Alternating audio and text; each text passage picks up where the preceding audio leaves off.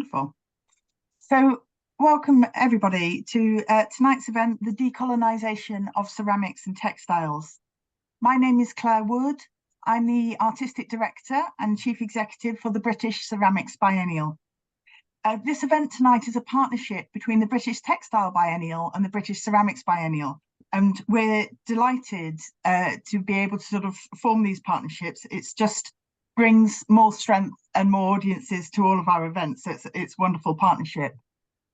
This series of talks from the British Ceramics Biennial side is supported by Pottery Crafts, who are a ceramics and sculpture supplier based in Stoke-on-Trent. And for everyone who is joining us today, you will, after this event, at some point later in the week, receive an email. And within that email, if you're interested, there is a discount code for Pottery Crafts. I'm sure they would welcome your interest in what they do. So as viewers tonight, you will remain on mute. And that doesn't, however, mean that we want you to be inactive. We would really love to hear from you. And there's the opportunity throughout the event for you to pose questions. You can do that at any time using the Q&A function, which you'll find in the toolbar. I was about to say at the bottom, but it slightly depends on your setup in Zoom. But you'll find the Q&A function. If you open that, you can type in your question. We have an opportunity at the end of the event where we'll be the panel will be responding to the questions posed. So please do add those. It just, makes these events so much richer to hear from those attending. So please do add in, and we'll be watching throughout and collating and coordinating those. So a couple of thank yous from me. Firstly, I wanted to say thank you to those behind the scenes who you won't see tonight, but are there making sure everything's running smoothly and have been doing lots of running around in the background to make sure this all runs beautifully. So thank you to everybody involved. And also, of course, I want to say thank you to Basil Olton, who's our facilitator for this conversation this evening, and our three panelists, Jacqueline Bishop, Masimba, Hwati, and Theirry, Oussou. It's wonderful to have you. And finally, my thank you to Laurie Peake, Director of the British Textile Biennial, who we'll hear from shortly.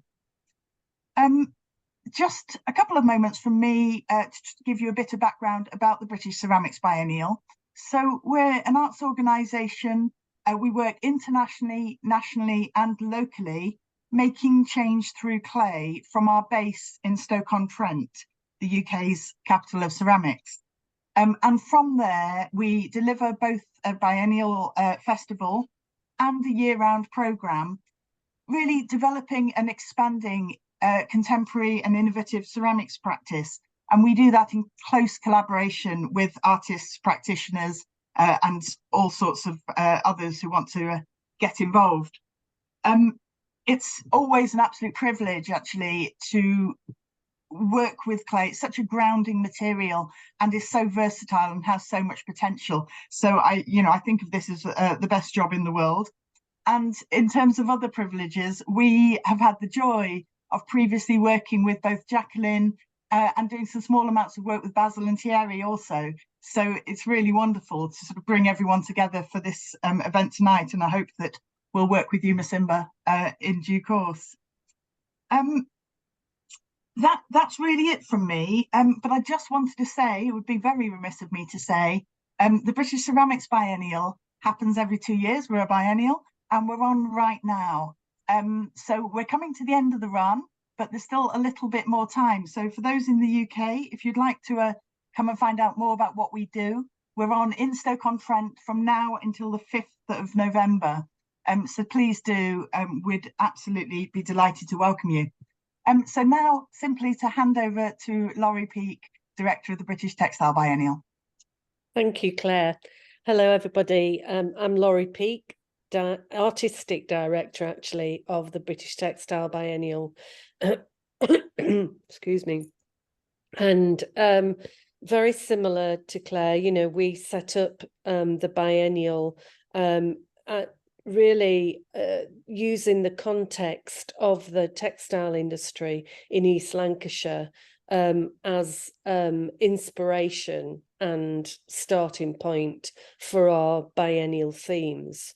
The theme of this biennial was asking if textiles can ever be a regenerative act. So looking back historically to its history of exploitation and oppression across the globe, and coming right up to present times when it looks like we're using the same trade routes of colonisation to again exploit cheap manufacturing and waste colonialism by dumping our waste in East and West Africa.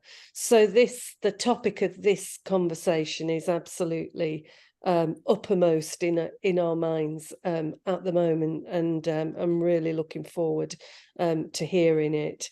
And like Claire, we have had the pleasure of working with Masimba and Theirry, and have had conversations with Jacqueline, and very much hope we can work with you in the future. So I think without further ado, I'll pass on to Basil Olton to kick off proceedings. Thank you. Okay, thank you. Thank you, Claire. Thank you, Laurie. Just a brief introduction of myself, and then I'm going to start to speak about the Decolonisation, Ceramics and Textiles panel discussion. I'm an artist, curator and researcher with studies in ceramics, fine art practice and public policy. My practice is mainly influenced by materiality and a still image, working with colonialism and how it works with institutional memory, commemoration, identity, and the wider relationship with private and public space, power and display. I work with collective histories, and I try to reimagine the rupture of Caribbean art and design, working with memory, forgetting, and commemoration. The Decolonisation of Ceramics and Textiles panel discussion will work from the perspective of each artist's research and artistic practice, and the way they use both textiles and ceramics in telling powerful stories to reveal hidden histories in the legacies of colonialism and to challenge the visibility of diasporic artists. It's a really interesting subject matter for me, because both of these industries share a really strong heritage of pottery and textiles, both powerhouses of industrialisation, wealth and subjugation. This panel discussion will seek to explore institutional memory, connections to colonialism and slavery, and how any perceived traumas will affect the working practices and the artists' ideas of contemporary ceramics and textiles in a national and international arena. We will work through post-colonial themes, the way that artists reappropriate archives and objects, presenting them in new contexts through their individual or collective histories and lived experiences. So I'm going to pass you on now to the artists. We're working with part of the panel discussion is Jacqueline Bishop, Masimba Hwati, and Theirry Oussou. They're going to do a presentation between 10 to 15 minutes presentation, and then we're going to have a short break and then move on to the panel discussion, talking about the artist's work in relation to the theme of the panel discussion itself. So I'm going to now pass you on to Jacqueline Bishop, who will take us through her wonderful work. Thank you. Thank you, Jacqueline. Thank you so much, Basil. And it's wonderful to be here. It's wonderful. It feels like being home in so many ways. I am actually in Ghana. My first time in Ghana,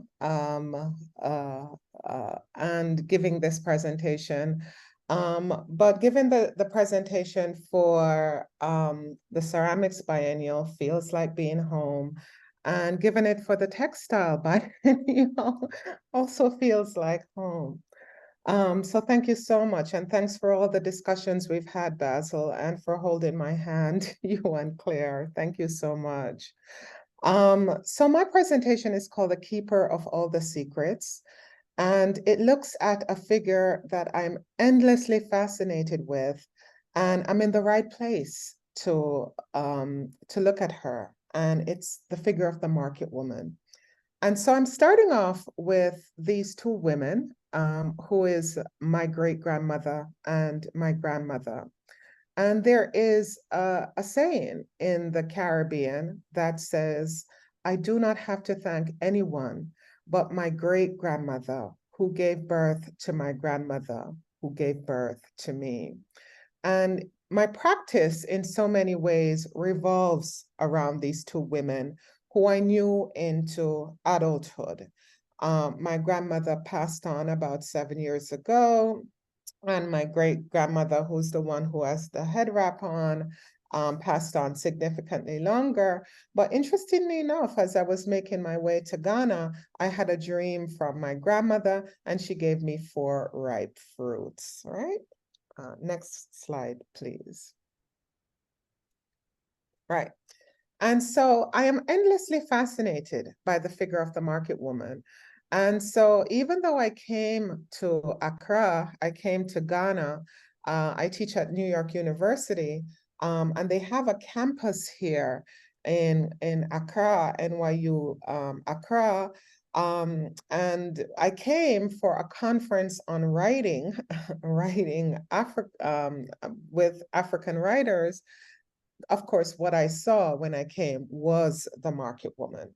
And so I'm endlessly fascinated by this figure, right?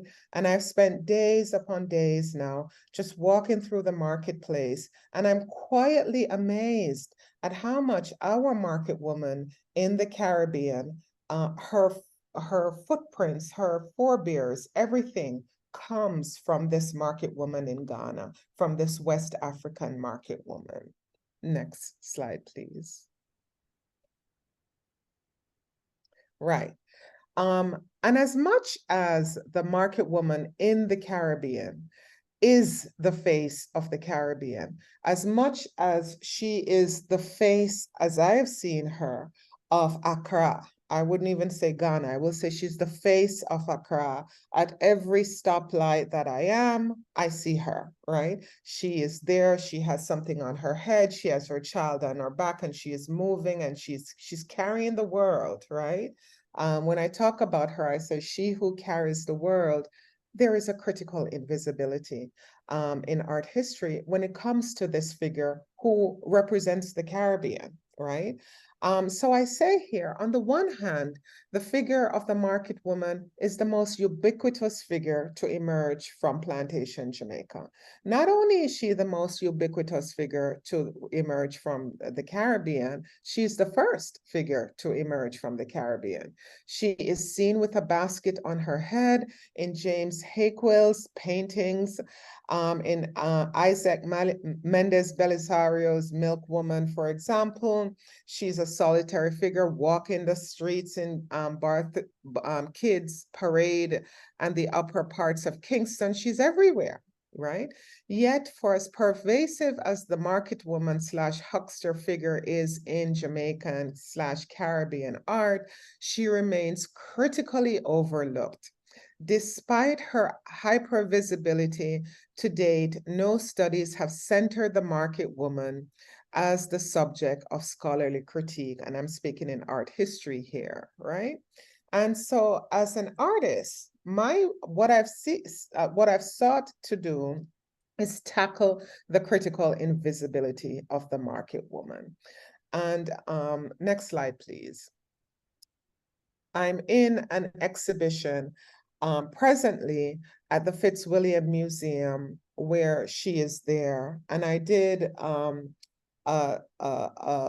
work with the Paul Mellon Foundation in And interestingly enough, and I want to thank BCB for this, it was in the British Ceramics Biennial that that work was seen by the curator at the Fitzwilliam Museum, and they acquired it. And it's really taken off in the UK. So thank you, BCB, for that. And then Paul Mellon came and said, let's do something. And we did the Market Woman story, and they made a film about that as well.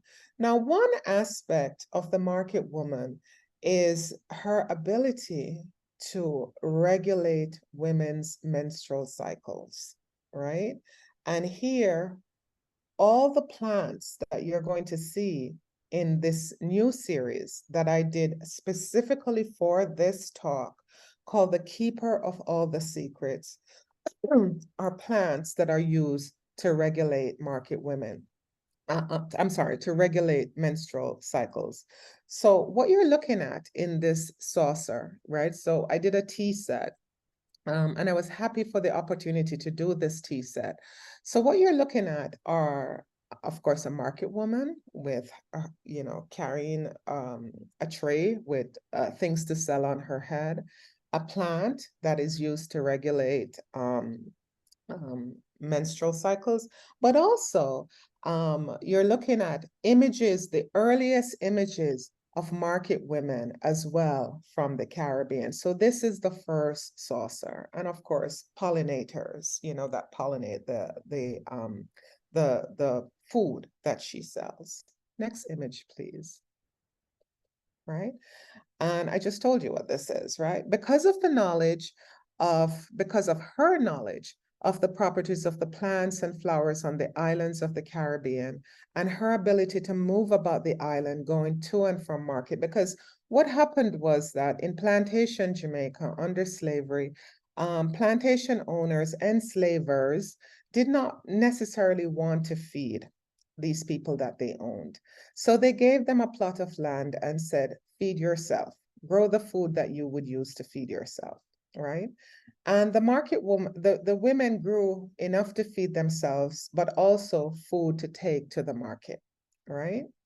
And so whenever you see this image of this woman moving about, with something on her head, a basket on her head, she was this market woman who was on her way to or from market, right? But what the planters probably suspected but did not know was that among the duties that the market woman had to take on was the ability to regulate women's menstrual cycles. Consequently, if a woman missed her cycle and feared that she had an unwanted pregnancy, she would seek out a market woman to purchase the necessary plants to bring on a reluctant period.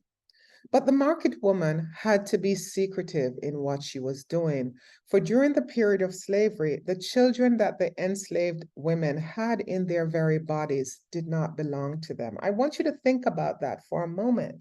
The children they were carrying in their very bodies did not belong to them. Rather, they belonged to the people who owned them. And it was a punishable act, right, even unto death, for these women to seek to destroy their owner's property. So an abortion remains contested. We just have to think what happened in the US, right? And trafficking in these, and abortion remains illegal in Jamaica. So trafficking in plants that could aid in abortion was illegal. And the market woman and those seeking to have an abortion could get in serious trouble, right? So the market woman not only had to keep the secret of what she was doing, but keep the woman's secret. And so she became the keeper of all the secrets. Next slide, please. All right. And so my practice right now is, so I grew up with my grandmother, and a lot of Jamaican women had these wonderful plates, right, in their homes, right? And it was your entree. This was how you showed that you were a woman.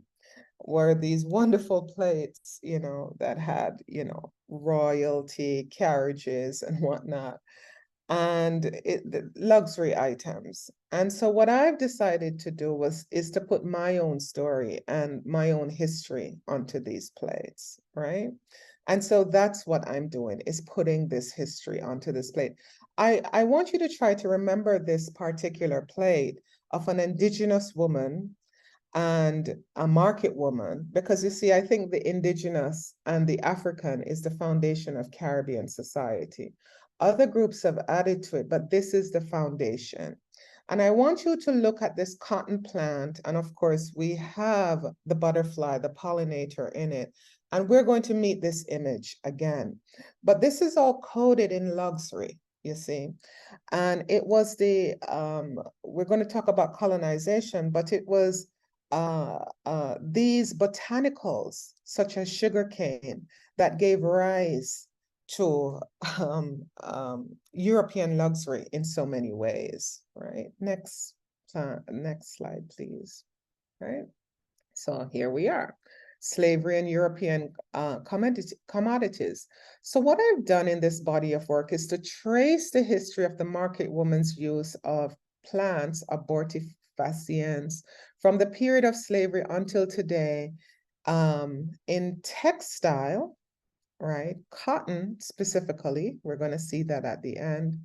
And on and particularly West Indian Sea Island cotton, I'm working with a wonderful young lady, Leonie, and we're going to see her work too. And on a 13-piece tea set.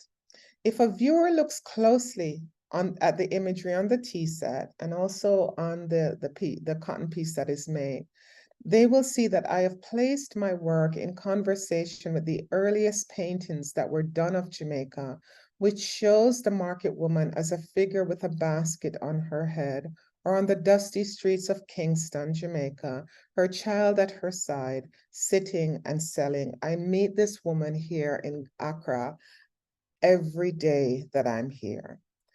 Intertwined on the tea set with the market women are various plants, abortion plants, along with sugar, sugar, used to make the tea that would engender the abortions, but sugar also being an integral part of the history of enslavement.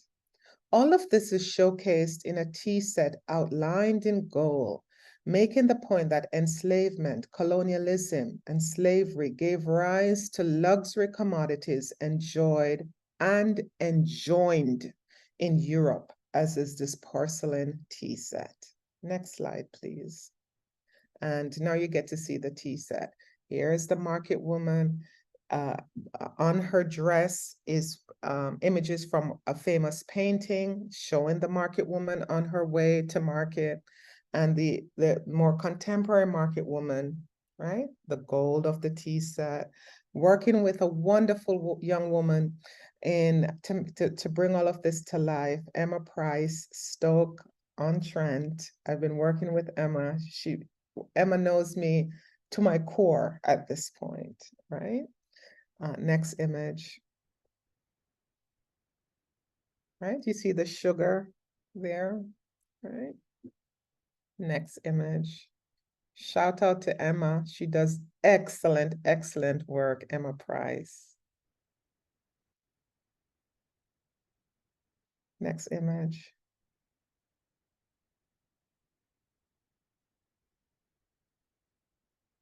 Right, so now we're beginning to see the saucers. All of these are abortion plans. The saucers. Shout out to Emma once more, does excellent work, Emma Price. Right, so I told you we were going to come back to this image. And this image is very important for me. And I want to talk a little bit about this. It's the meeting between an indigenous woman of the Caribbean, Taino, some call them Arawak, and a market woman, an enslaved market woman, carrying her child on her back. And between them is a cotton plant, right? Now, there are many reasons why And of course, the butterfly is an indigenous butterfly as well. Now, there are many reasons why this image is important for me. Number one, this has been woven by Leonie Edmeade, wonderful young British weaver. Leonie is a wonderful young British weaver. Emma Price is a wonderful young British ceramicist. I enjoy working with both of them. There are many reasons why I have the cotton plant there. For one thing, Leonie, it was important for me to have Leonie weave this on West Indian Sea Island cotton. There are scholars in the UK, Ellie McKellar, who is a dear, dear friend, and Leonie herself, who are doing work on West Indian Sea Island cotton, which is one of the most refined cottons in the world. And it comes from the West Indies, and it is linked to slavery as well. And so it was important for me to have this piece be done on West Indian Sea Island cotton. And I consulted Ellie McKellar, who just got her doctorate. So she's a doctor now. She got her doctorate like 2 months ago or something. But the cotton plant was also used for abortion. So there's that exchange of botanical knowledge going on between these two groups of women, right, in the Caribbean. So they're exchanging all of this knowledge at this point. I want to believe, as I work on my doctorate, that in addition to exchanging botanical knowledge, they might very well have exchanged knowledge about weaving as well, right? And this might be in our maroon communities today. As I came back from the market, so deeply moved by all these market women, I had to look up my DNA test, and wouldn't you know it, Ghana showed up big and bold in it. I was so happy. So this to me is one of the most moving images personally that I've ever done, right? And so I want to thank Ellie, and I want to thank Leonie so much for this image, for helping me to realize something that had lived in my head for such a long time. Next image, I'm almost to the end, so don't worry. West Indian Sea Island cotton, and this is with help from Ellie in particular. West Indian Sea Island cotton is one of the most, I'm talking about the image.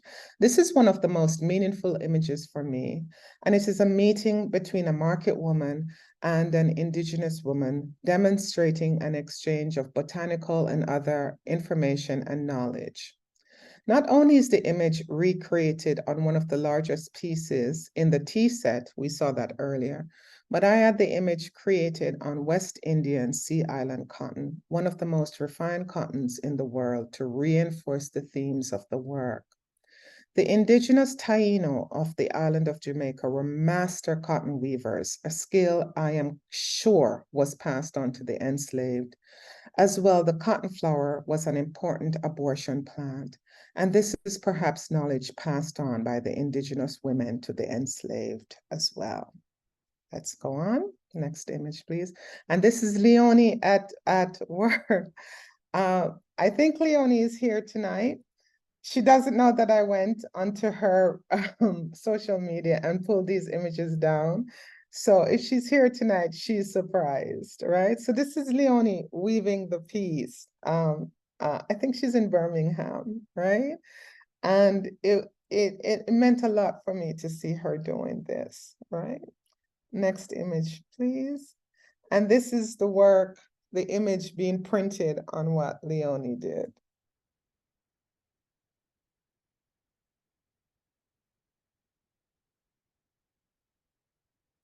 And so you see the image coming alive, right? I gotta tell you, when Leonie sent me these short videos, this is just a couple seconds. Leonie, she has no idea what she did. I saw the big blue butterfly, that Jamaican butterfly, and I saw these two women, and I thought, yeah, and it's on this West Indian Sea Island continent. I thought, yeah, this is just about right, right? This is just about right. And I'm going to close now with my last slide. Emma Price, I want to thank you. You are a great fabricator. Leonie Edmead, I want to thank you, right? Rhiannon, you're no longer at British Ceramics Biennial, but you're great. Basil, Ellie McKellar. British Ceramics Biennial and Textile Biennial, invite me to both, and I look forward to questions from the audience. Thank you so much.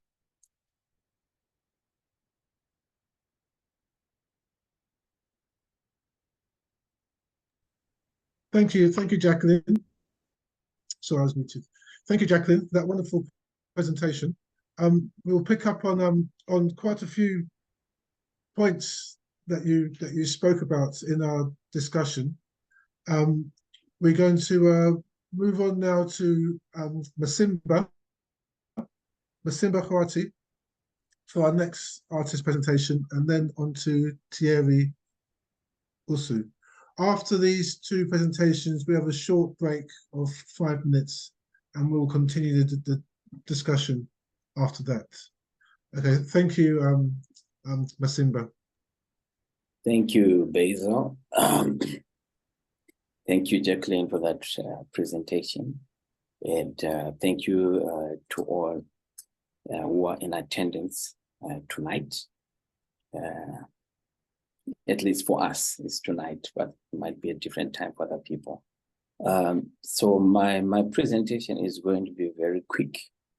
I will speak about my practice and how it connects to the theme. I'm going to share a quick image right here.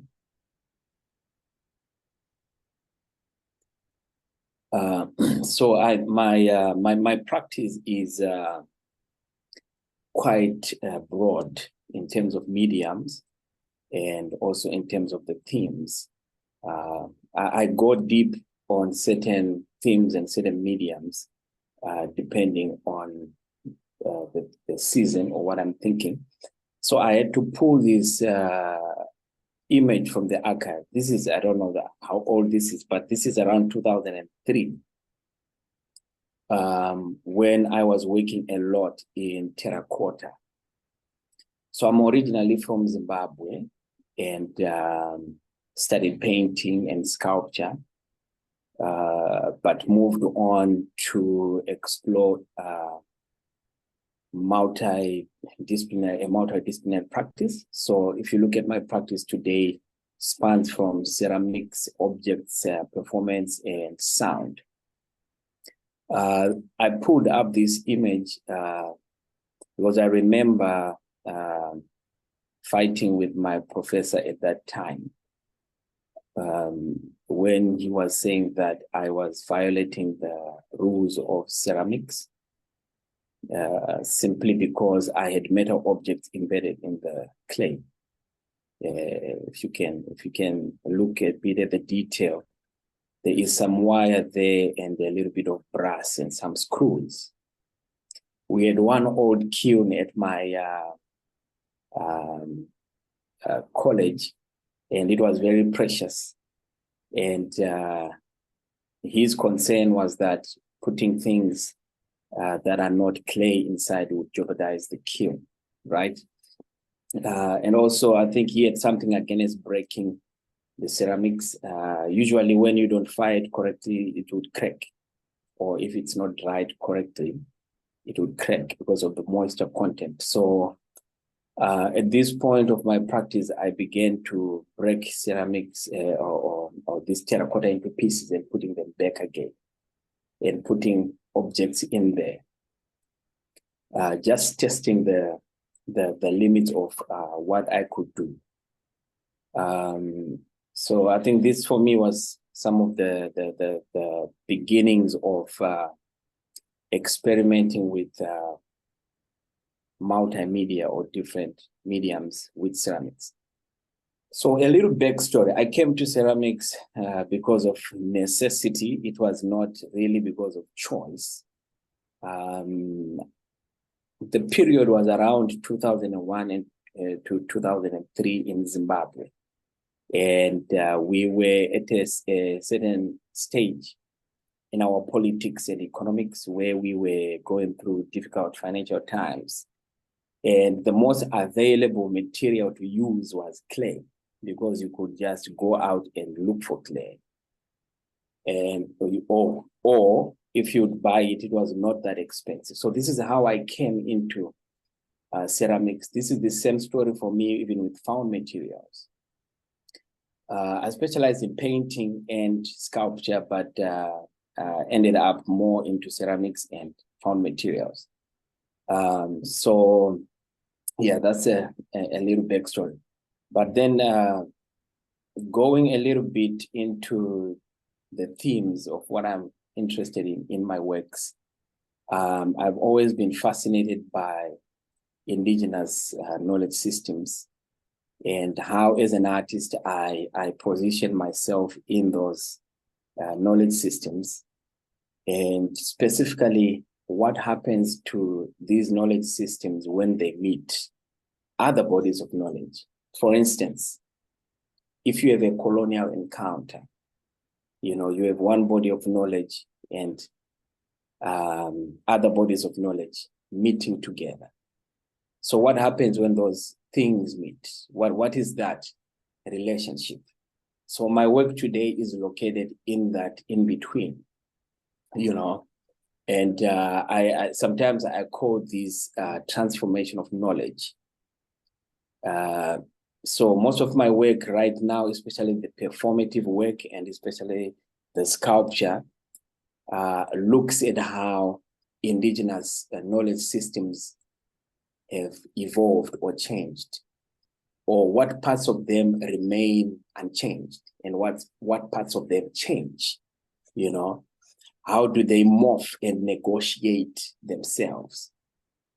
So this whole fascination with indigenous knowledge systems leads me to what I call everyday forms of resistance, which is things, everyday things that people do to contest power or to resist domination and to navigate dominant systems.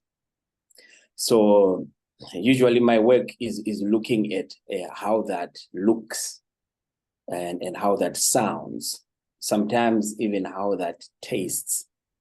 Because when people are negotiating for space every day in everyday forms of resistance, it could be even with diet.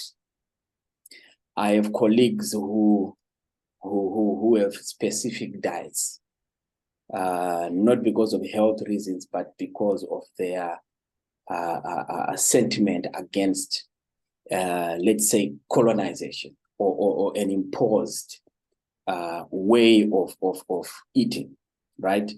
So these are the things that fascinate me in my research, small things, micro things, how people make their hair, how people move, body language, sounds.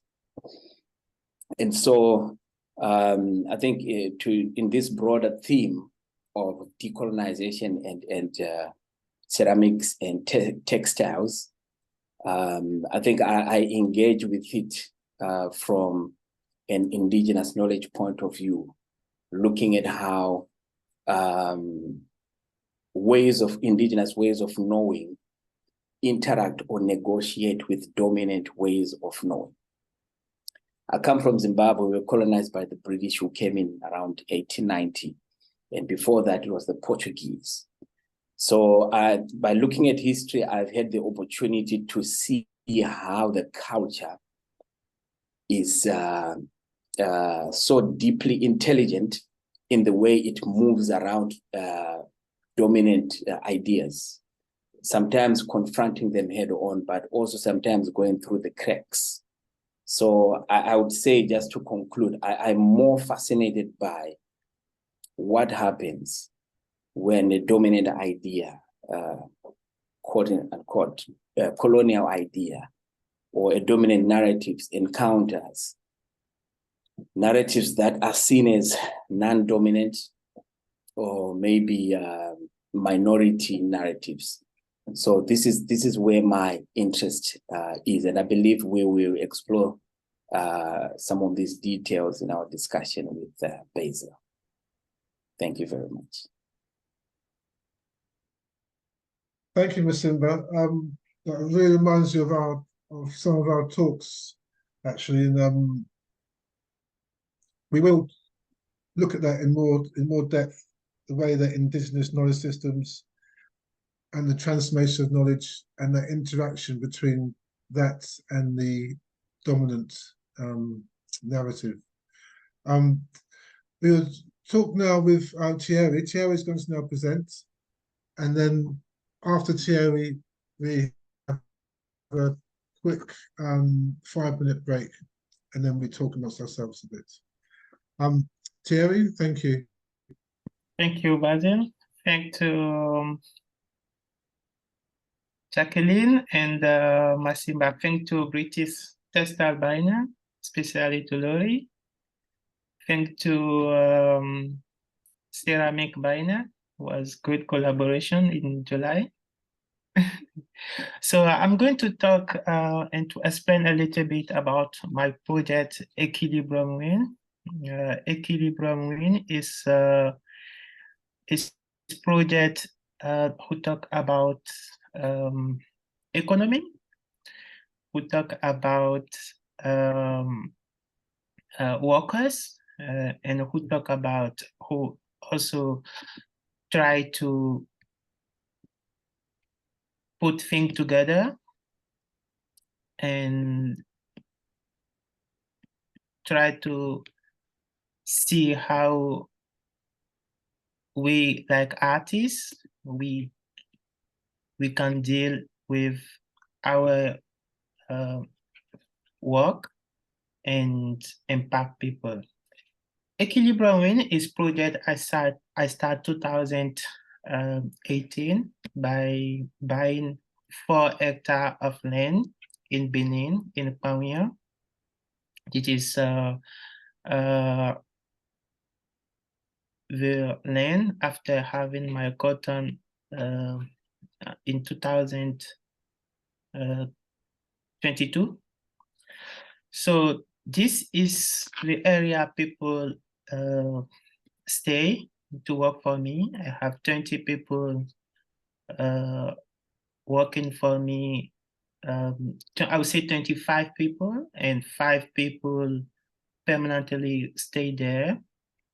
But since last year, it's changed a little bit. I have only 5 people who work. And this year we changed because I'm now developing specific cotton seed. So Equilibrium Win is talking about cotton plantation. I start to grow cotton like a cotton farmer, but I'm conceptual artist. I started this project because the cotton history is very strong. So when we talk about cotton, you probably think about slave history, you think about, you know, all business around the cotton, you think about shipping, you think about hard labor, and of course, you also talk about economy.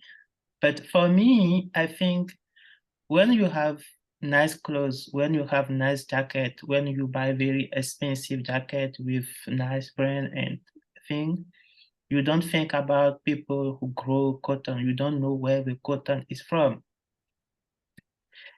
Yeah, so we don't know where the cotton is from. You don't know also how people work very hard. But in the same time, it's just like monopoly.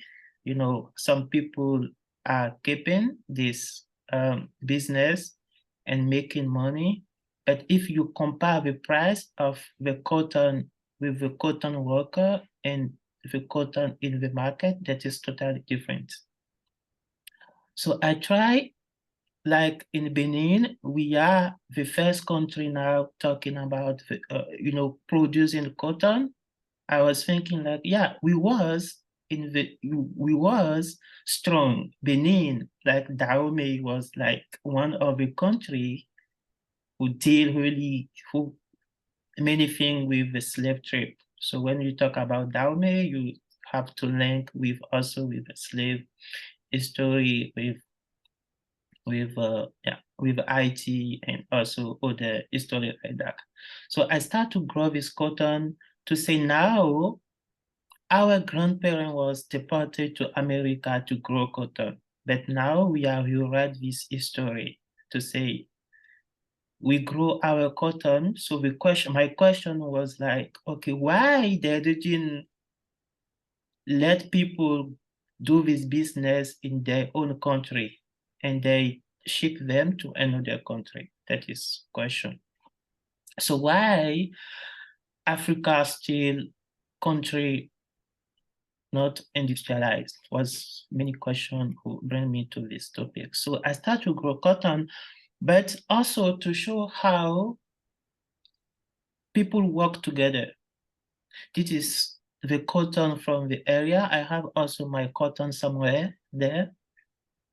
So they work together. They have strong connection to help each other. But in the same time, in this area, they don't have clean water. They don't have school. They don't have hospital.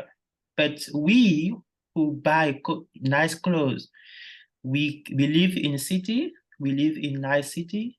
We have very expensive jacket, but we don't think about those people who eat water from a river, and we don't also think about these women who give birth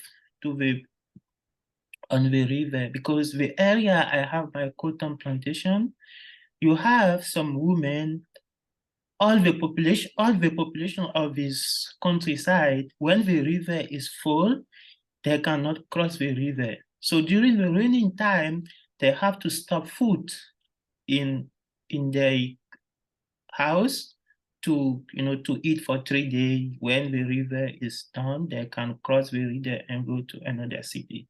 So I was thinking like, okay, I'm an artist, and then I'm working, I start to learn about all these things because my parent is not really in cotton plantation. They are in pineapple. So I know a little bit what is working hard and then make money with agriculture and things. So I was very interested to do my project with pineapple, but pineapple doesn't have strong history. So I went to cotton, so just to rewrite this history about the slave and to save something like now in Benin, we are dealing with so much cotton, but until last year, 99% of Benin cotton was sold out. Was sold to another country. So I was thinking like, okay, we produce cotton, but all this cotton is sold to another country. So it's still a little bit same, like we don't create a lot income. We don't make something to make people happy to pay really well the workers. So I try to talk about this. And also in the same time to show how the workers, they perform what they need. You can see here is not machine. They work with their hand. They put a lot of energy before to sell their own cotton. They try to put all their life in something to support their family. So I try to bring this in my work. So you can see this is 4 permanent people who work for me. So I tried with these people to show how people package cotton to sell to another person, to sell to the government. So from here, you have yeah, you can see how they package. And you have my own cotton here, and you have a flag. The flag is designing to represent first my cotton plantation. Of course, I cannot move my cotton plantation to UK, but I can talk about. So I designed the flag, this flag, to represent my cotton plantation and also to represent the workers. So from there, I start to talk about the worker from my own cotton plantation to other workers, like it can be worker in UK, it can be worker in Amsterdam, it can be workers anywhere, India, you know, Pakistan, and in factory, in school, yeah, so to talk. So you have a flag also here, and then my work, like as conceptual artist, for me is to use the raw cotton, you know, to run cotton, because when I start this project, people was asking me, why you as artists, you start to grow cotton? But for me, it's a challenge, like grow cotton and to use this cotton as a raw material, like to show in gallery, is for me, is challenge. So for the first time in Benin, I show in a French space 5 tons of cotton. This is 5 tons of cotton in French space, just to let people to know what is around cotton. So what brings us with the cotton fab? Because some people who was in the show, they never know how is look the raw cotton. It was for me very surprising to see many people don't know how the raw cotton look like. But it was also a challenge for me because I was not allowed to keep my own cotton I produce.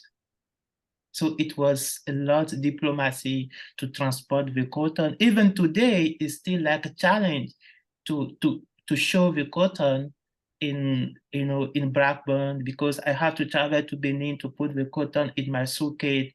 And then also in Lubrana, I have to go back to Benin to put my cotton in suitcase. I was in Benin, I shipped the cotton by the post, but the cotton came in Amsterdam and have to go back to Benin. So I'm trying to talk about all this, you know, problem in my work. So you have also the work, how I want to ship to Benin. So equilibrium wind flag is just for the workers, but specifically to talk about the invisible people, people who try to, you know, to work, but they are not really seen in our society. People we forgot to talk about, like in the past, they was forgetting to talk about the slave. In the past, they don't think about the, you know, the slave. And one day they try to talk about the abolition, but the abolition already starts before they put officially in, so this is the first project in Japan, because I had three production, and this is with the third production. So the Japanese Aishi Triennale asked me to ship 5 tons of cotton to Japan, but I could not ship this cotton. So I try to travel to Japan, to be in Japan, and then work with the local cotton producer to design the flag and to show the Japanese cotton. So, and also here in Blackburn, you can see this is my own cotton, and the flag, this here, the flag is designing in Japanese just to represent the Japanese workers, to talk about the Japanese cotton, and to talk about, you know, the Japanese run technique, traditional print. So you have here UK flag, equilibrium wind flag, to talk about also the workers in the UK, because Blackburn is the main city who have produced a large income for UK, but now you can see how the city look like. And you can also see, you know, how the factory is moved, you know, the cotton mill moved to another city, like in India, in China, in Pakistan and other city. So this is for Ljubljana Biennial. The same flag designed in another language, because the language is very important for me, because that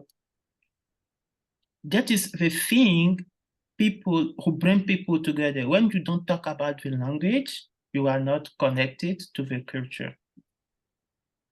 So this is another challenge for me. I could not ship my cotton to Japan, but when I was in Japan, I could not so bring the Japanese cotton seed to Benin. So I tried to ask for 5 grams of Japanese cotton. So for these 5 grams, I stay in Benin to grow these 5 grams, but now I have 2 kilograms of Japanese cotton seed from 5 grams. So now I have Japanese cotton in Benin, but it's not white cotton, but it's brown cotton. So this is another challenge for me to have hectare of cotton in Benin. So it is thinking about the workers. Another thing is like I work specifically on paper, and I work to represent the workers, to talk about the movement, how they work, and also another challenge for me, it will be to translate all these image on ceramic. So the collaboration is already start with British Ceramics Biennial. So I will see in the future how it will be. So thank you.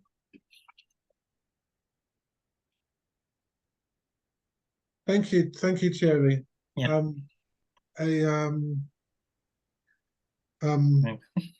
Enlightening talk about cotton and the production of cotton, yeah, and the way that you bring that back into a type of ownership is really interesting. So we're going to stop now for 5 minutes. A quick 5-minute break, and then come back for the discussion. We're going to carry on this discussion now. Okay, so a quick 5-minute break, and we come back. Okay, thank you. Yeah, thank you.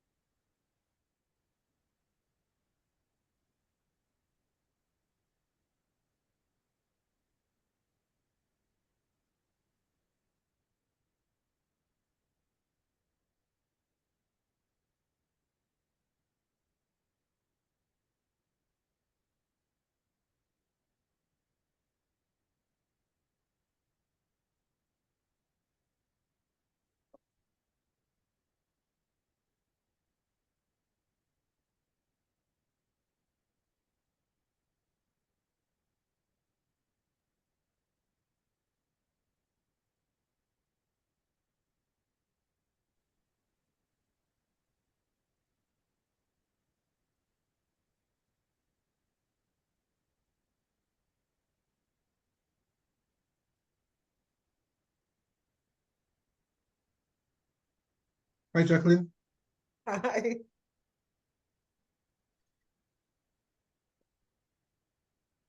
Hey, Masimba, Claire. Yeah.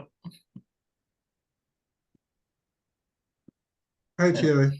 Hey, Hey, yeah, but thank you. Okay, thanks for coming back so promptly. Let's go carry on now with the panel discussion. One of the because this question of decolonisation of ceramics and textiles is necessarily broad, I think, because they're two big industries. And but one of the questions I wanted to pose first of all was to look at how we can understand the decolonisation of ceramics and textiles, and look at the question: what does the colonisation of ceramics and textiles look like, and how does that relate to your practice? Masimba, perhaps you can.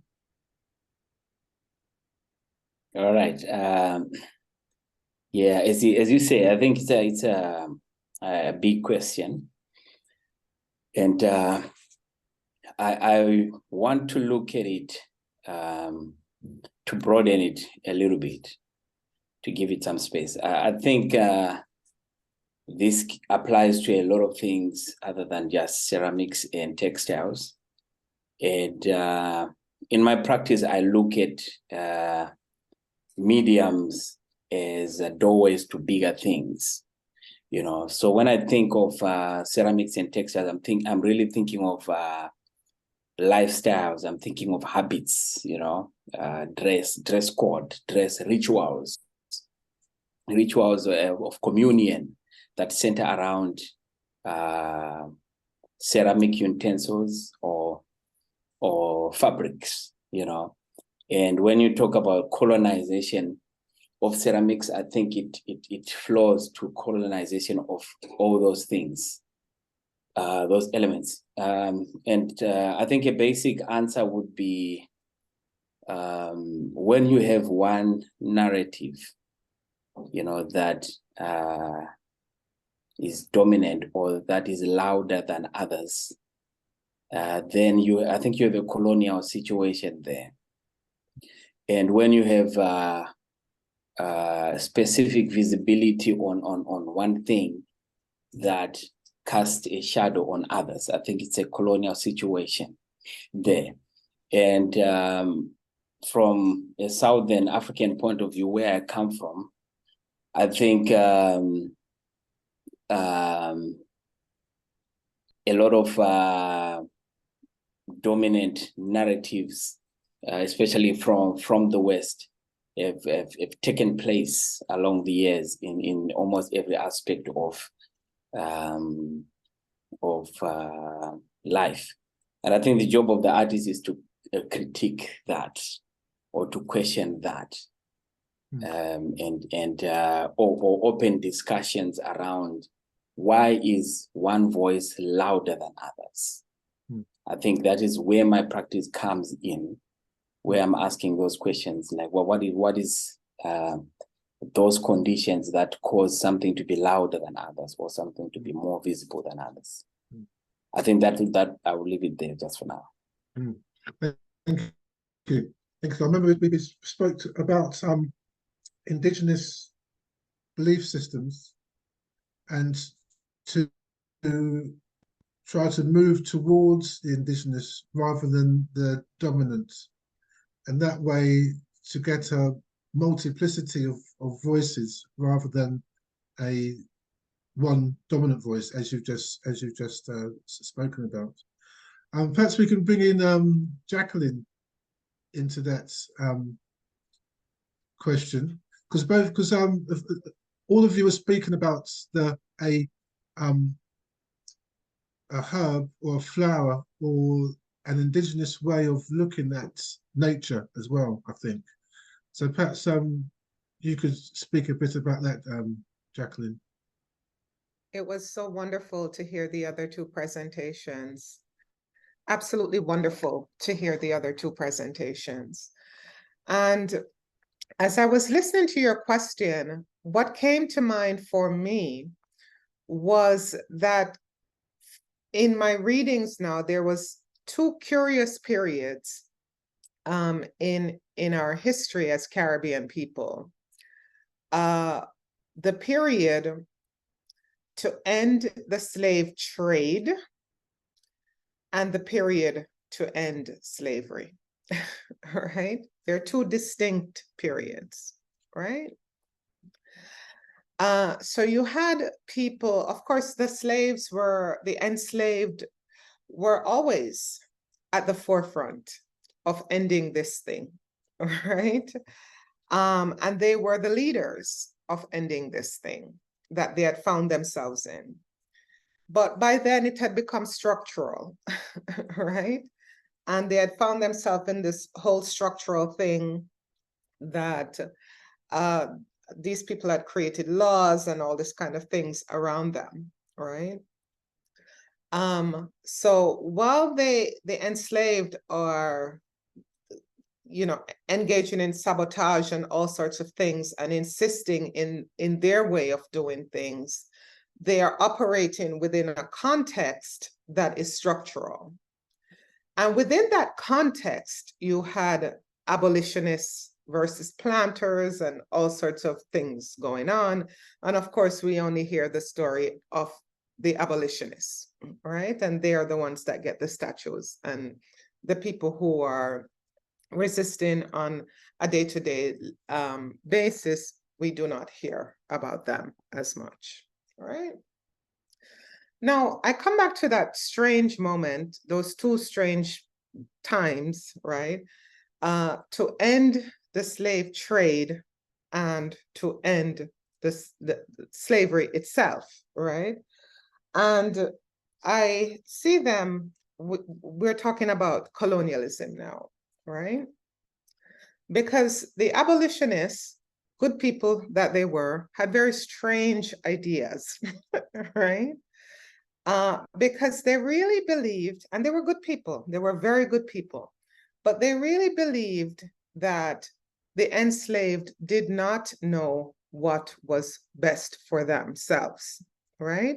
These people who had their herbs, and these people who believed that they should nurse their babies for 24 months and all sorts of things, they were like, no, you don't understand.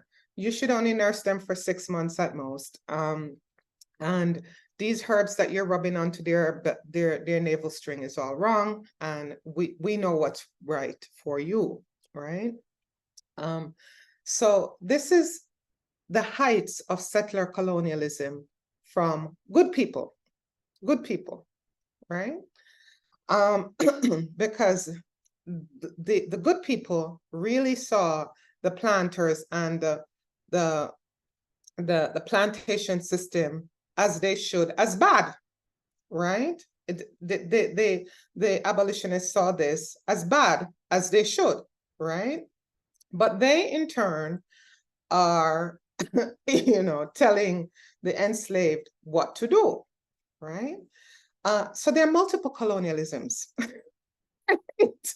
going on. There are multiple colonialisms, right, going on, right? And there are multiple people trying to have control over the Black body, particularly the Black female body, right? They're trying to control the reproductive functions of the Black female body, especially when the abolitionists, the good people, thank God, ended the slave trade.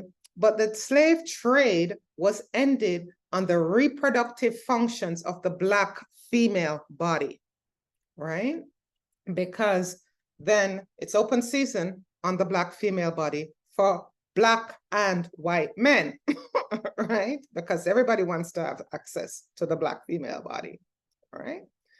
So what do you do in a situation like that if you are an artist like myself, right? How do you bring these colonial stories to life, right? You take these most luxurious of items, right? As this cherished West Indian cotton, this most cherished of cotton, that is in, it was so interesting, listen to Theirry, this most cherished thing that is in the best brands, the very best brands use this West Indian Sea Island cotton. And you say, let me tell you a story, right? And you put the story of how this brand, this cotton came about on this brand, right? Or you take these glorious ceramics and you make them as beautiful, because for me, it's important that my work is beautiful, because I ain't even gonna lie, right? I love beautiful ceramics. I love them. I love them, all right? So my work has gotta be beautiful, all right? And you say, but look closer at what's going on in all this beauty, in all this luxury, right? That is these brand names and whatnot. I want you to look a little bit closer. And in this looking a little bit closer, you will see all this settler colonialism, right, that was enacted. And because I'm a woman, I'm interested in the Black female body, right? That's my answer. Thank you, Jacqueline. Really nice. I mean, nice doesn't really say it, but thank you. And it also leads on to Theirry now, because you mentioned him just now, Jacqueline, and the way that you use cotton, Theirry, and concentrating on the worker, and this luxury item that Jacqueline speaks about, you deal with in a slightly different manner. Can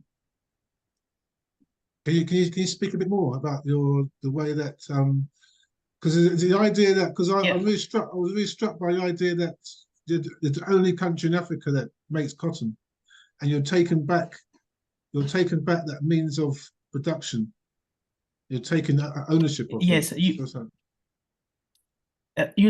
For me, I'm artist. Yes, I produce a lot of cotton, but for me, I'm just dealing with, with the system, and also with the politics, the diplomacy of the seed, of the seed, because that if you don't have the seed, you cannot grow the cotton.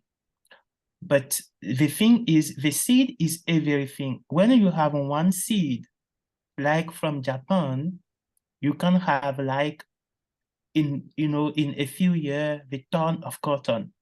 But when they put the law to say like, okay, you are not allowed to bring the seed in Africa is still like colonization of this thing, But how to decolonize this? It's just like artists like me or like Jacqueline or Masimba, just to use our ID to say, okay, we are artists, let's try to work in another way. Like for me, I would love to grow cotton and then have, to have all factory, to develop to use my own cotton. But I'm not allowed now in Benin to gym my own cotton. So if I produce my cotton, I have to sell this cotton to the government, and then the government have to gym in and then sell to another country. But me as artist, I have to take this orders to say, okay, look, this is something I'm going to talk about. Our parent was in America to grow cotton, but now we are growing our own cotton. But we still like a slave when you cannot use your own cotton to do what you want. But the thing is also like, when is not the democratization of the cotton production, the democratization of the ceramic production. Many countries have like clay, but they don't have they don't have like this way to make ceramic. They don't have like the technique to make clay and good way to sell to another country. Or maybe if they want to say they don't have this market, because the market is not open to them. So, but artists have this power to make something in Zimbabwe and bring to UK. They have power to make something in Caribbean and bring to Europe. So many artists have to be engaged in this, in the material, to try to decolonize this thing. If many artists is involved, I think we can try. We can try. If, for example, in Benin, 10 artists start to grow cotton and try to make it to change, it not to be only me. If in Zimbabwe, another artist start to grow cotton, so that will be another revolution. But the cotton start to be from there, like artists, like ceramic was like something for elite, when they are in UK and they buy ceramic and bring into to Africa and buy our parents, that is something. They can make their own ceramic, but it was not like that. Mm-hmm. Same with cotton. Same with cotton. It's still like we need ceramic factory in Africa. We need ceramic factory in Benin. We need cotton mill in Africa. We need in Benin, we need in Zimbabwe, we need in Burkina Faso, we need in Mali, we need in Ghana, we need in Togo, and then it will really impact people. And yeah, so that is for me. But the thing is, you cannot do that with forgetting the workers, because we are all workers. We have to work, we have to work like, okay, now we're going to make, not everybody, but we're going to make people happy. So you can create your business, you can make your own money, and then the country grow and everybody can be happy. Yeah, I see that. Yeah, that's true. It's all about the economy. It's always about the economy. Yes. The cotton, the slave trade itself was about economy. Yeah. So to bring that economy back. Yes, I want to say something.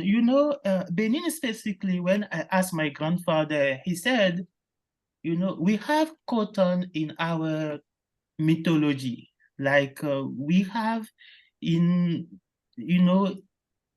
my grandfather said, like, he grew, but he finds the cotton. He's already 100 years old, but he's still alive. When you talk with Cotton about him, he said, like, the cotton was something very strong, because even with some ritual and thing, you need cotton to make some other thing.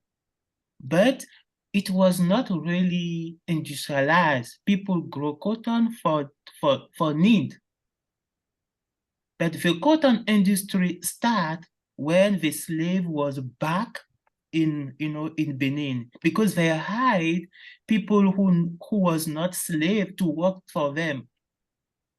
So when you talk about the colonization, it's not only with white people, because when you are Benin men and you have been slave in America, you are back in Benin and you hide Benin people to work for you, you still do the same like they did with you. Mm-hmm. So the system is a bit, it's a bit hard to change. But I think, like I say, artists have power to put things further. So we are talking about now, many people are listening, and maybe some of them have power to do something, or maybe will not say anything. But we write the history. We are now writing new history, and maybe another artist will be interested in material, because we are working with the material. And it's very hard, I can say it's very hard, to work with material. When you work on ceramic, you want to do ceramic, people directly think that this is artisanal. But what is artisanal? Yeah, that's true. I mean, you're talking about the infrastructure there as well, how to change the infrastructure. Yeah. And I was wanting, because as I was bringing a question from the audience for the panel. This is a question from the audience. How do you think indigenous knowledge systems can be superimposed, elevated across what are considered the dominant knowledge systems, so they become stories, narratives, art practices for critique? Does anyone want to answer that one? Perhaps, maybe I can take that and combine it with another question that I'm just going to read it quickly. Okay. Because I think they are the same. It says, you talked about indigenous knowledge systems or ways of knowing. But what I keep wondering is, can we ever return to indigenous knowledge systems? Colonization was so pervasive. So I guess what I mean is it ever possible to find those indigenous practices, or do artists like yourself have to do something else and claim it as indigenous? Can I stop you for 1 second? Sorry, Masimba. I'll stop for 1 second. Is it okay if we continue for 15 more minutes? Yeah, sure. Yeah. Sure. Is that okay? Jacqueline, is that okay? Perfectly fine for me. I'm loving these questions, by the way. Yeah. Is that okay? Yeah. It's okay. Okay. Yeah, it's okay. Okay. Yeah. Great. Okay, So carry on, sorry. I will try just to quickly answer it, and maybe there could be follow-up questions, because I think it's a very big question. So first of all, I think that colonization sometimes is overestimated. It was not. It didn't wipe the slate clean. I think what happened with colonization was a pause, or sometimes a disruption of certain indigenous ways of knowing. But I think we should also not overestimate its impact in some places. And I say this carefully because there were a lot of atrocities associated with the colonial project, and I do not downplay that. But talking about culture and indigenous ways of knowing, I think there are a lot of places across the continent where these systems are very much alive. So that is the context. But also there is an acknowledgement that they have been in contact with other bodies of knowledge. And it depends on where you are speaking from. For example, if you are in Southern Africa, colonization came with a lot of disruptions on the indigenous knowledge systems. But there's something about this ancestral intelligence that is very resilient. The cultures don't just die because another culture came in, but what they do is they change. So my work is interested in that transformation. How did these things change? I'll give you a quick example of part of my work. I did a project where I was working with a particular dance from Zimbabwe. It was a pre-war dance during the colonial struggle against the British in the 1890s. But this dance was criminalized around 1910, right? And the name of the dance is Mbende Jerusalem. And what happened is, after it was criminalized, the elders then thought of a way to continue their dance because it was important to them as a people. So they went to the colonial administrators and say, okay, we understand that you criminalized this dance for certain reasons, but we want to offer a new dance. that is called Jerusalem. Jerusalem is a bastardization of the Jerusalem, the holy city. So what they did is they changed the name of the dance, but they kept the exact same dance. And this dance was so instrumental in the second liberation struggle from 1964 to 1979. So you can see how the culture is super intelligent, even in the face of colonization. This is what we call everyday forms of resistance, where you change things a little bit. If you cannot confront something directly, what do you change? How do you negotiate with the system, right?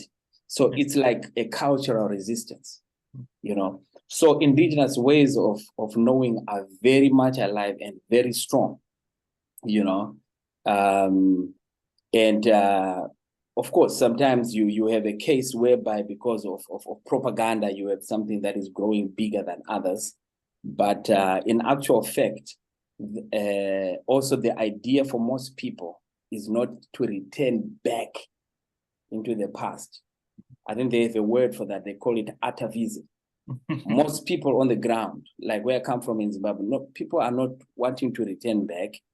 There's something that is called Sankofa. I think Jacqueline would know of this since you're in Ghana. I actually want to speak directly after you, sir. Right. So I'm going to throw it to you right now, Jacqueline. So there's something called Sankofa, which Jacqueline will explain to our audience, which is another way of how a culture evolves or how a culture negotiates in the face of domination. And I give it over to you, Jacqueline. Okay. So I was listening quite keenly to what you were saying, agreeing with what you were saying, right? So as you know, I'm in Accra, and I'm reading the comments and the questions, and they're wonderful questions, right?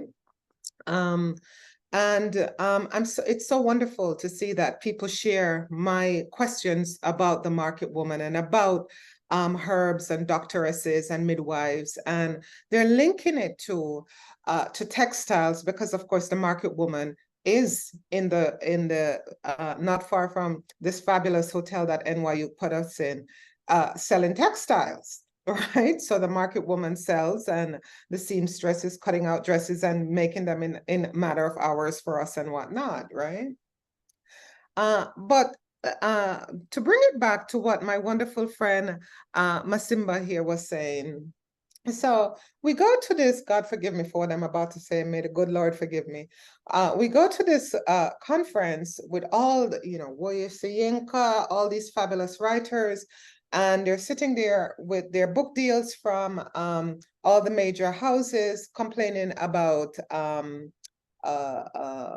colonialism, and I'm not having it, so everything starts to ache all at once, because I really want to be in the marketplace with all these market women, right?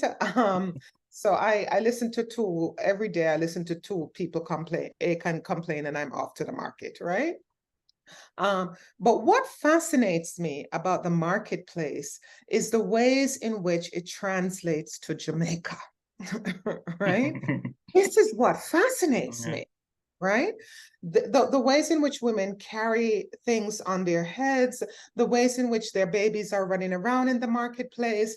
And I am calling all sorts of people, Ellie, everybody, I'm calling everybody. I'm like, you've never seen anything like this, right? And in all of this, I buy some food, and the woman brings the food in a banana leaf. Now, where has this happened before but my great-grandmother, right? So colonialism doesn't wipe the slate clean, my friend. It doesn't wipe. They can complain all they want in these conferences. It does not wipe the slate clean. It does not wipe the slate clean. Not only that, right? Is this woman bringing me the food in the banana leaf? And I have a moment where my great-grandmother is standing up in front of me, right? The organization of this grand marketplace is the exact organization of these Kingston marketplaces. How can that be? How can that be? right? How can that be for people who got on ship hundreds of years ago and was cut off from this place, right? And they have the spice section. They have their little spices in these bags and everything. It is amazing, right? So a lot of things went across that Atlantic Ocean, right? A lot of things was carried, right? And as much as abolitionists, the good people, and as much as the planters wanted to beat it out and whatnot, a lot remains. A lot remains. There is still a lot in that that survives as indigenous to that place.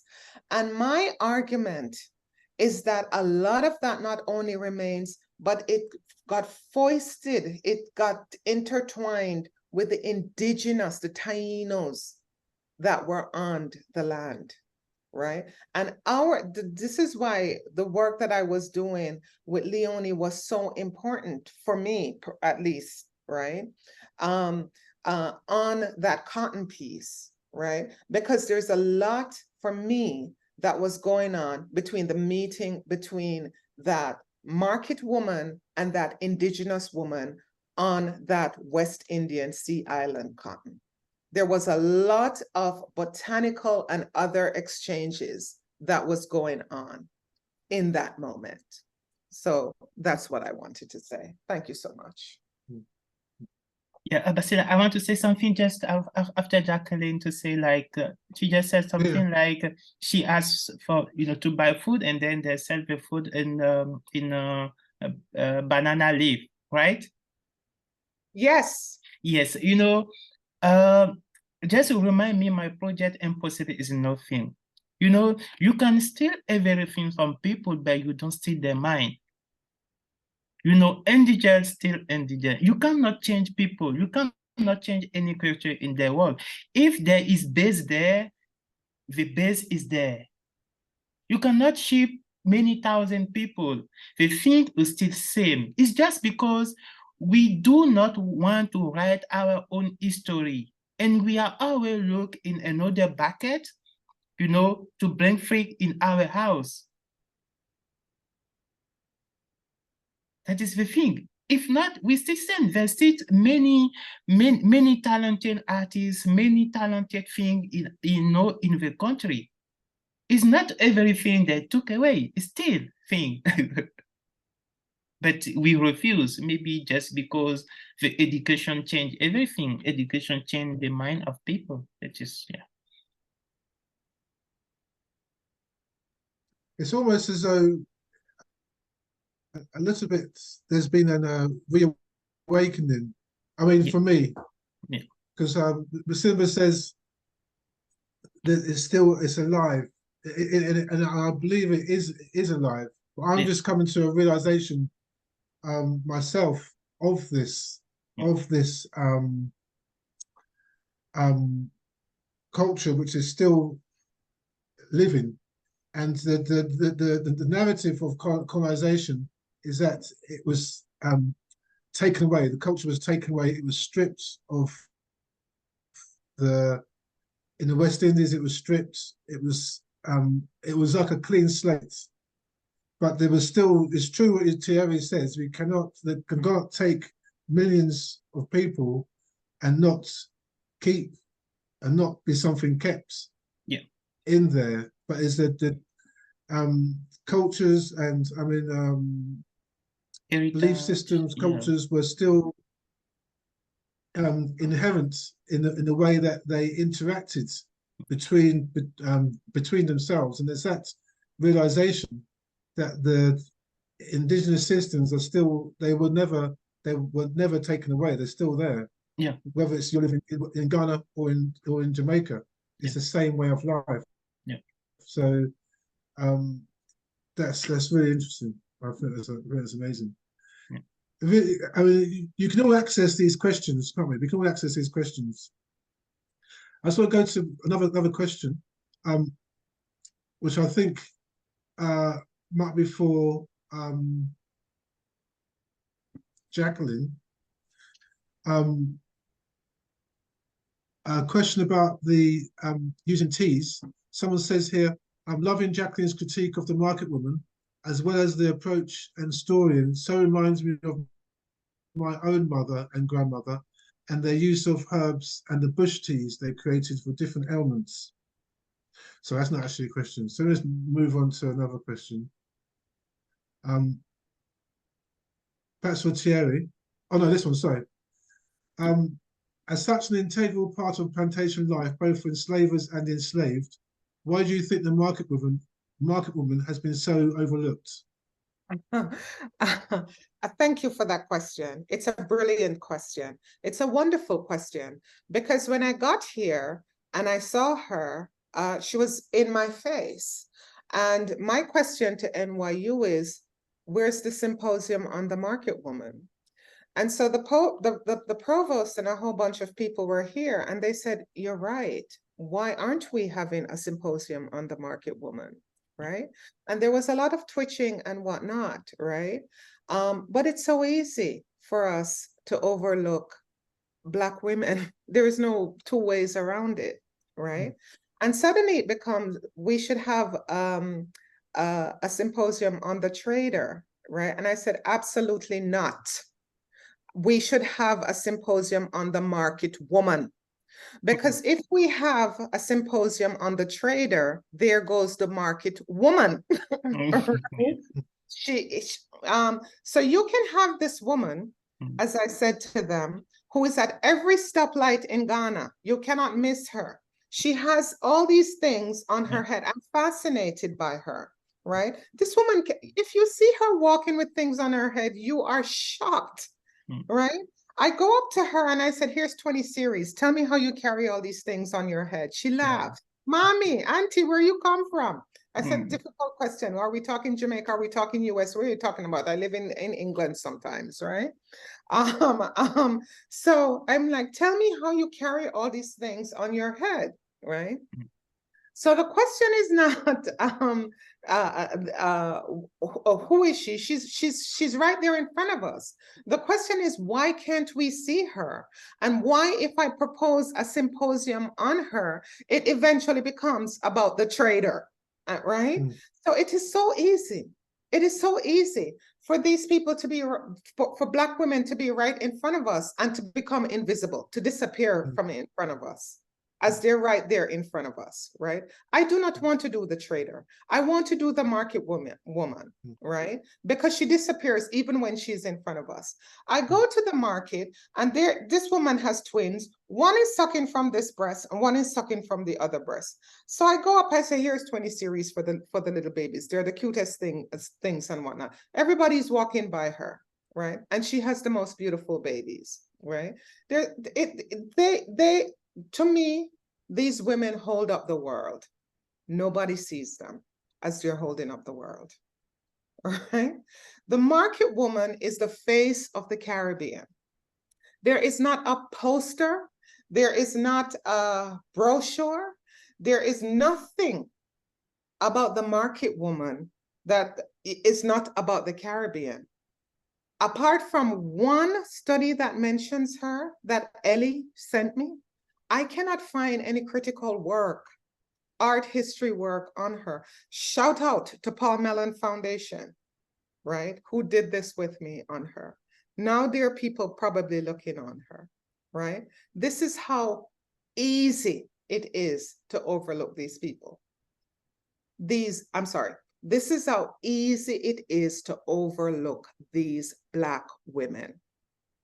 This is how easy it is for this to become about the trader, right? So I'm hoping that Claire and British Textile Biennial, the next time around, will invite me jointly to do something on the market woman. I love you both. Thank you, Jacqueline. I think we might have to pull this together now and end soon. So we asked to go over 15 minutes, and it's 14 minutes now. So the whole discussion was it's, I mean, I see this as an intervention, as something quite small in a way, but a starting point. It's always been a point of departure. This whole thing for me was always a point of departure, to have a conversation, to start a conversation, or to continue a conversation or something about this subject matter. So I hope that we can continue with this at some point in time. But thank you all for, thank you Masimba, thank you Theirry, thank you Jacqueline, for a really inspiring and really thought-provoking discussion. And I hope to see you all again soon at some point. Yeah. It's been an honor to have our discussions individually before, to have them now. It's been a highlight of the last couple of months, talking to you all and working with Claire and Laurie and Rhiannon as well. It's been a really nice experience, basically. So I hope that we can continue this at Thanks, some point. Basil. Thanks, Masimba. Yeah. Thanks, Theirry. Thank you. Thank you, guys. Thank you.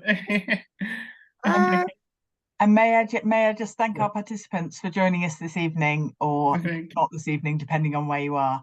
Thank you all. Wonderful discussion. Thank you, everyone. Thank you. Bye-bye. Bye-bye. Bye. Bye, Masimba. Bye, Jacqueline.